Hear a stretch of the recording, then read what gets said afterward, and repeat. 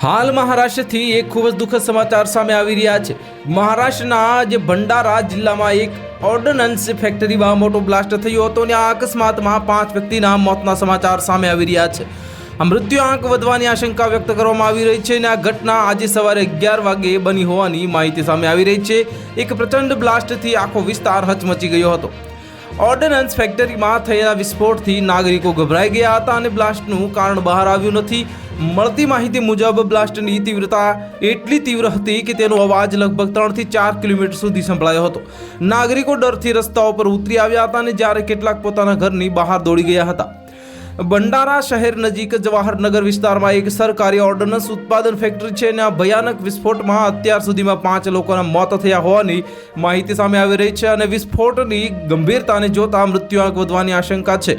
ઘાયલોને તાત્કાલિક હોસ્પિટલમાં ખસેડવામાં આવ્યા હતા। વિસ્ફોટની મળતી માહિતી મળતા જ પોલીસ ઘટના સ્થળે પહોંચી ગઈ હતી અને ઘાયલોને તાત્કાલિક સ્થાનિક હોસ્પિટલમાં સારવાર માટે દાખલ કરવામાં આવ્યા હતા। જવાહરનગરમાં ઓર્ડનન્સ મેન્યુફેક્ચરિંગ ફેક્ટરીની C સેક્શનમાં એક જોરદાર વિસ્ફોટ થયો હતો। તેમાં 5 લોકોના મોત થયા હતા અને મૃત્યુઆંક વધવાની આશંકા છે। આ કંપની ખૂબ દારૂનું ઉત્પાદન કરે છે।